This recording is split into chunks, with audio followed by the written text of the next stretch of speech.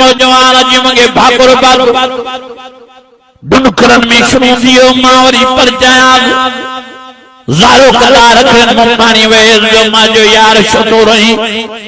के सही 5 मिनट दाजा खत्म मा जो 5 मिनट रोंदा मिनट दो दे शागाला बुधाए दे हूं के सही मानी अम्मा जिंदाई मगे अम्मा जो कदर न मां के लो मां जो रात जो देर से 1 बजे 20 बजे वना दरवाजो खड़काया अम्मा जी जी करे दरवाजो खोले अम्मा चवे ओ बारात जो एडी देर न कदो करो अबा बता में थिया अबा मां अंधा थिया अबा रात जो साजरी न करो माखे चवे अबा दे हाल वाल पानी खाती थी अबा दे हाल वाल पानी पीतो थी अबा दे हाल वाल खीर पिया रही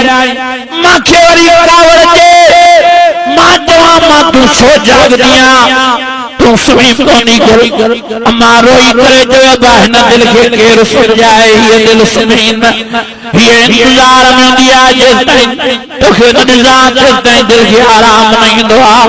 पई दुआ करनिया मुझे अल्लाह मुझे बजरे जी हिफाजत जाओ ओ मुझे अल्लाह मुझे बजरे जी हिफाजत जाओ ओ मुझे अल्लाह मुझे बजरे जी हिफाजत पई रोइनिया पई दुआ करनिया वही मां कावर में जवा मां मुझे तक दुआ की जरूरत ही ना है फिर तू समीप कोनी कर अम्मा जवे बामा शाह क्या मुझे नहीं दिया मां वरी कावर में हले वना वनी समीप वरी अम्मा सुबोजा अचे अबा नाश्तो कई वना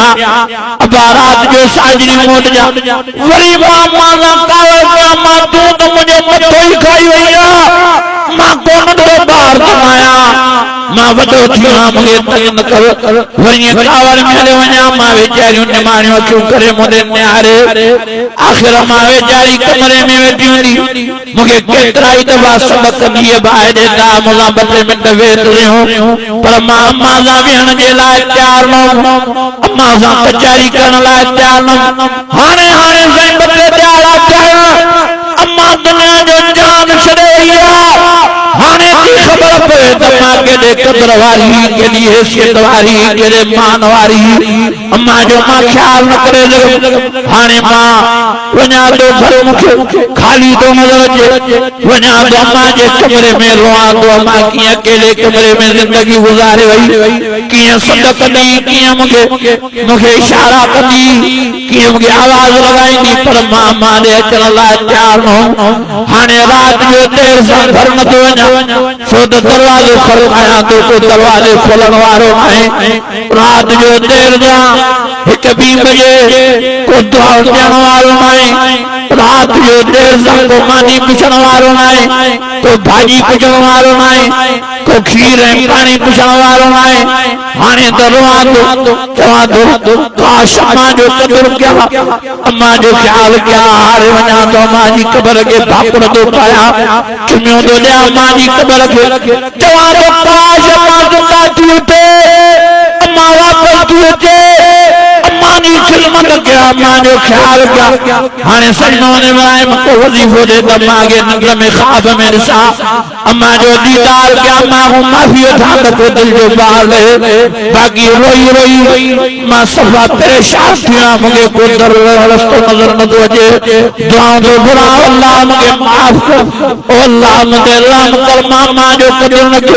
हाने की खबर होए अम्मा के दी वडे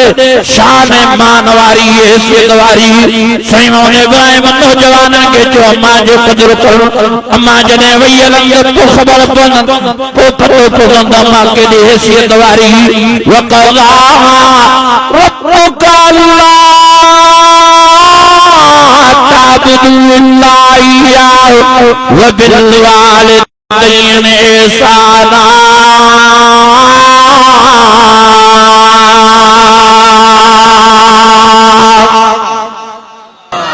अन्या वरी आवाज सच्ची गाल तो रोई पे ॾाढियूं भाकुर साईं इब्राहिम वज़ीफ़ो दी साईं इब्राहिम मामा के ॾिसां मामा जो कदुर न कयो अम्मा जो ख्याल न कयो खुदा जी ज़ात जो कसम अबू अम्मा जने हलिया था वञनि पोइ पतो पए त केॾी हैसियत आहे अॼु इरादो कयो जो अबे जी ख़िदमत कंदासीं अॼु इरादो कयो जो अम्मा जी ख़िदमत कंदासीं, अॼु इरादो कयो जो रब खे राज़ी कंदासीं,